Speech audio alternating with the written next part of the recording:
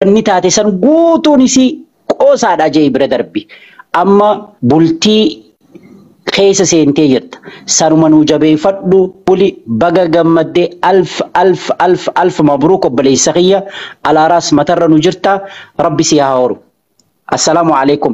Oroo 360 bakka kiyya kana buusii naqi inshallah keessaa wal dubbifna habiibii kiyya qaali.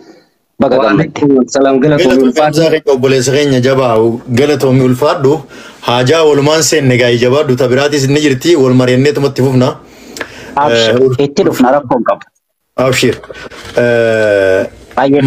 Aboo keessaa na darbe ani tiktokii tana akkaan keessaa ba'uun beeku. Keessaa na darbe Hamza. Okay. Muhammad bin Al-Jazeera kana nu guddisi. Dizaayinara keenya kana nu guddisi. Footoo bareedu tokko ofirraa qaba. Akkasii anis nan bu'aa mana biraa galchaa hedduu galatooma ulfaadha Hamzaa kiyya jabaadha. Rabbi gaa jaalalaa fi umrii isinii haa kennu ammas isiniin jecha asumaan nagaa waliif dhaamanna. Halkan gaarii qabaadha abbaa dabaree nama biraa seensisan mahin bu'aanis isin jalaa. Artisti Anwar Badhaanee galatoomii biroo kiyya. Umrii dheeraadhu ulfaadhu galatoomii wayyoomii horii buli. Atilleen lama nu ta'e sadii nu ta'e afur nu ta'e isin jenna galatoomii ulfaadhu biroo. Inshallah amiin. Hamza gabbuunis fira nama biraa onnee tapha katiyya tana gaddisuumi. Okay. Hayyataa ta'e.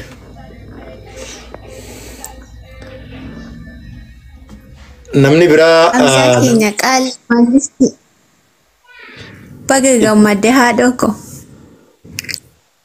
Garuu biraankii akkan taane wanni kun biraankii taanaan aniifati laa waliin dhiistu akka biraankiin taane jechuudha. So hedduu takkan gammadee dhugaa ashitti haadha ko atillee baga gammaddee dhugaa hedduu takka Oromoon walitti isin jaalannee jirra hamtuu jidduu teessan keessa jirtu rabbiin haa balleessu. Sabboona Oromoo sabboontitti Oromoo modeelii fi modeelitu walitti dammarame abboo baga walitti dammaramtanirra hedduu takka isinirraa ne horaanuuf bulaa maashaallah jennee jirra. Ani gama kiyyaan hedduu takka mirqaana jabduu keessa jira. Wanni kun biraankidha moo ila nu sobuu jiran yaani wanni Kaayiroodha dhuftu yeroo hunda biraankii taati waan ta'eef wanni tun biraankii taati tarii jechaan jira. Garuu amma moo guutumaan guututti eeggaatii maatii maal jettee dubbatte xiqqoo fudhadheen jira. So rabbiin illee dhugaa haa godhu. Horaanuuf bura hedduu takka gammadeen jira jechaan qabu hedduu si jaaladha si kabaja lamaan keessanuu walirratti si jaaladha ashitti saayibatoo qaalli lubbuu baga gammadee siin jedha obboleessa keenya Hamzaa dhugaa jecha hin qabuun siin jedhee bar jechaan dhaaba dhugaa horaanuuf bulaanuuf jiraadha Oromoos keessa jirtan cufti galatooma.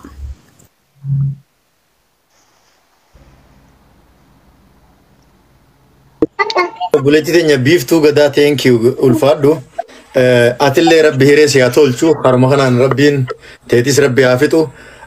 Asumaanuu diizaayinara keenya Muhammad bin Al-Jazeera barsiisaa guddaa nama Oromoon qabdu diizaayinara footoo tan akkana akkaatti godhee akka ijji namaatti gammadduuf godhuu isaatiif hedduun galatoomfadha. Galatoomi diizaayinara keenya maammee. Aye carranu kenna ustaz kenna khalifa mo nama nudura jira laata bokonne ma bo gammachuun nu bokosite sabboona hargeetiitu sidura naobsi assalamu jarraan kiyya fakkaatti yoona sabboona atti fufi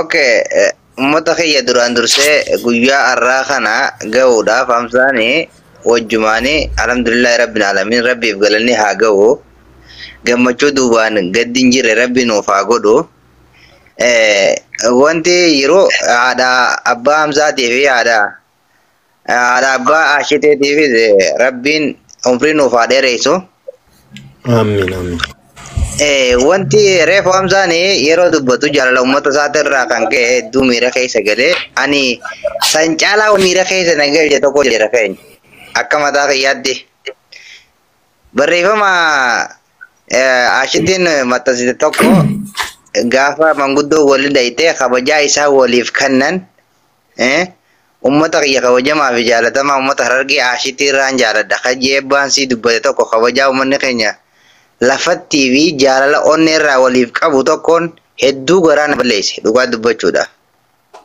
Ani sanii miira keessa nagalchi. Uummanni keenya lafarratti akka seenaa walii beeku akka itti kabajaa walii qaban gammachuun san caalti hin jirtu wallaahi an saniitu na dhagahame. Hamsaa kiyya boruu baga gammadde bultii gaarii rabbi siif haa godhu walumaan gammanne umrii rabbi waliin isin haa dheereessu lamata haa ciisaa sadi taa kaa jettee Oromooni umrii si haa dheereessu goota koo shaarukwaan keenya shaarukwaan Harargee ilma jaarraa abbaa gadaa baga gammadde jechuun barbaada. Uummanni Oromoo kabajamaa fi jaalatamaan har'a gammachuutaan asitti ibsatanis isin waa hundi isiniin tola. Baga kanatti jaalala Hamzaa warri taabii gootanis akka ibsatan galatooma ulfaadhaa kabajaatu isinii mala Oromootiyya kutaan 11 wal jaaladhaa wal kabajaa. Uummanni keenya lafarratti jechumaan reefoo abbaa ashiitii isaaniin ibseen akkasumatti wal jaalata. Oromoon kutaa 11 wal keessa yaa'a wal fuudhaa wajjin gammadaa wajjin taphadhaa isin faamiliidha jechuun danda'a. Har'a gammachuu keessa waan dubbannu hin qabnu. Hamzaa kiyya siif yaada mana keetii gaarii kabajamtuu dumaashii teenya umrii dheertuu wajjiisin yaa kanu jechuun barbaada galatooma ulfaadha. Horaa bulaa deebana. Sabboonaa Harargee ulfaadhu galatoomii obboleessa kiyya xiqqaa jabaadhu abshir karaan keetis kanuma. Amshir gadiin bu'aa carraa nama biraatiif kan har'a ijoolleen gammachuu ibsachuu barbaaddi nama hunda galchi Hamzaa kiyya kun. Taate abshir barsaniif wal jala dura bubuunen eenyutti aana namni sabboonatti aane seen eenyu Hamza bareedduu baadiyyaatti fufee yaa akkasii anillee gabbu'a asitti namoota as keessa gastii kana keessatti argamte natti tola si arguu barbaada ol seenii haadhoko jechu sodaanee jara keenya assalaamu alaikum jenne salaamtaa islaamaa hundi keessanuu waalaikum salaam warahmatullahi wabarakatuh arraga maasha Allah tabaarakallaahi kaajelii fi shaarukaan akkanumatti tiktok baddaaraan kuftanii injifannoon galuun isaanii tunis taaddaati jirru kun gartee kaajelii fi shaarukaan Oromooti jara keenya maasha Allah tabaarakallaa piraankiillee taatu dhugaallee taatu baga gammaddamboo adawii teessan hundun faashko jetti bareeddu baadiyyaa waggaa gammaddu beeytanii keessanii yaaboo soorii takkaas jira soorii takkana gijiddumaanu akkasii maasha Allah garuu akkamitti Hamza maal jedhu bara kanatti akka jilbiifattee jaalalaan jilbiifsitee Dubaay kanarraa osoo Bashirii fi namni meeqachii boo'uu fiduun kan ka'e ai dubbii Kadir Said akkana yaadachiisa beektaa. Mboojitee onnee tosii galatee hurdaan mboojitee onnee tosii galatee hurdaan garaatu naraafamaa si agarraan ijaan tajaajila keetiif qophoytee tolbuu ngootee beektaam joo. Ai Assalamu alaikum. Waalaikum salaam. Bareeddu baadiyyaa ta'e keessa ba'uu jirta Musliim. Tanuma Hamzaati tun. Hamzaa keenya baga gammadde. Munira ustaaza isin dura jira. Oro 360 isin dura jira. Nus goroddu Munira gammachuu keenya obboleessi keenya xiqqaan asitti hin galanneeti. Hayyee carraa xiyyaan eeggata carraa keenya kan naagidee. Okay, carraa isin gara naafshir. Arra kammana. Arra carraa kan isin kan noona obsaadhaan dhaggeeffadha. Amma carraa isin kan bareeddu baadiyyaa bitatteeti.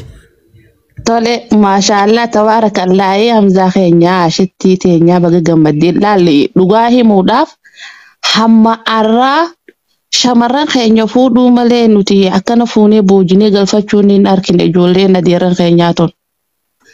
Ammarraa eegalee khaliifaa laanni kakkanninaa dhiisi hanga kannine walqixa takkaas deeffanneeti akkasitti idaanaaf. Rakkoon hin jiru isin waliin miraasa.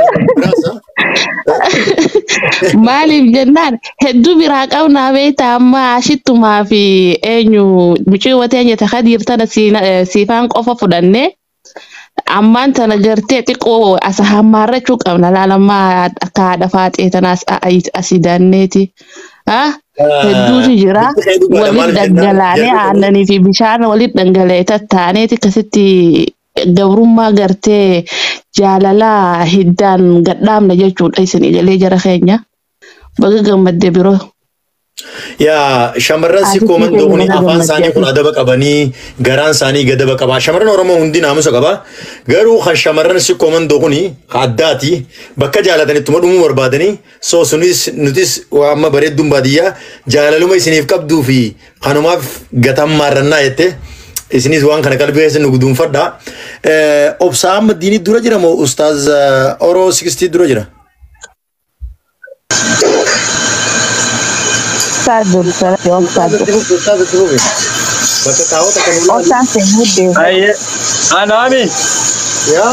بسم الله الرحمن الرحيم والصلاة والسلام على رسول الله صلى الله عليه وسلم. السلام عليكم ورحمة الله وبركاته. بكيتنو أبوغا أستاذك يا وامرا إيه ساكا جيتاني بين انت لسني كنني تجين يبغى سني كنني كأنه فيك أبنيف كنني وامرا رتو أنجد أن تجرا بيتو أنا ما دوغا دبچوف ككجيمني توكوكي سنجرة أبولي سكيتو mujatti harargee ta'itu fuudhee jira. Baabbilee fuudhee kunnootii arsii dodolattiin galatee achi waliin jiraatan ilmaan horteefi. Ilma adeera kiyyaattu fuudhee jira. Haarayaa miti jechuu arsiif harargeen intala walirraa fuudhu. Ammoo namoonni beekamaan namoonni qaqqaaliin akka Hamzaa kun yoo dhufee gosa lamaa fidee akkana walitti ta'u kan hedduu nama gammachiisa. Dura dursoo baga baga arsiitti dhalattee baga soddaa arsii taateen siin jedha. Baga filattee bakkuma filachuu qabduun filattee baga nutti dhalatte siin jedhaan ilma arsiiti yoo achiin ollaa kofte bareen torra walitti dachaananu ilmaan adeerraniiti. Dubbiin gabaabdu. Taani silaa guyyaa aruuzaa taate dhaamata guddaan dhaamadhaadha TikTok kanarratti. Amma gammachuu Hamzaati guyyaan har'aa. Gammachuu teessan addaan hin cinne rabbi isinii haa godhu. Gammachuu teessan bakka geettu rabbi isinii haa godhu. Ija haasidaa rabbi isinirraa haa qabu.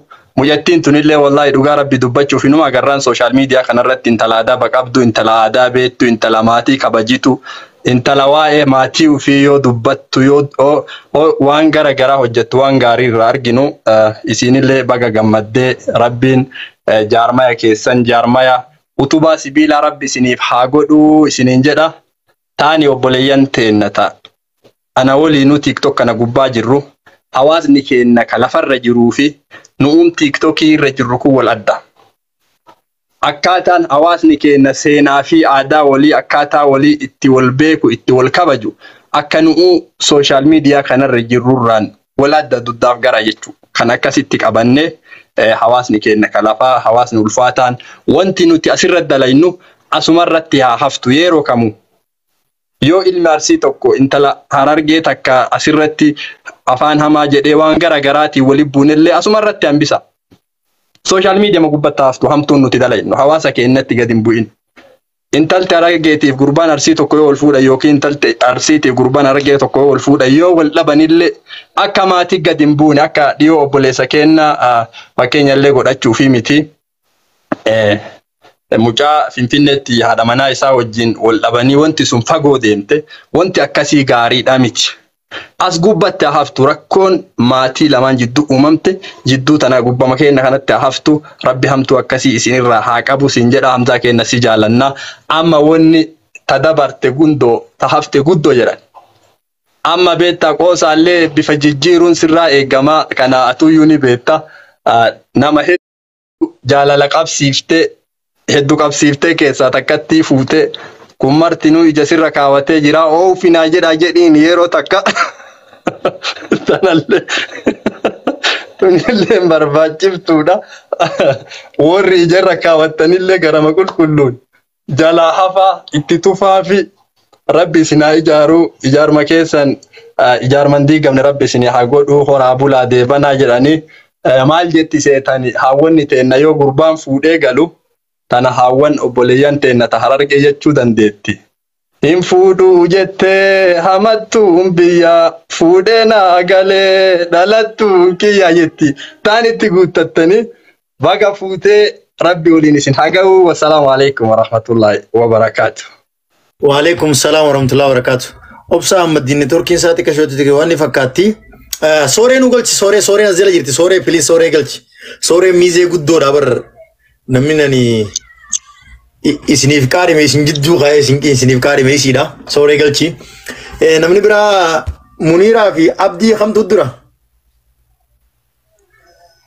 عبدي منيرة تنجناب ستيا. السلام عليكم ورحمة الله وبركاته. وعليكم السلام.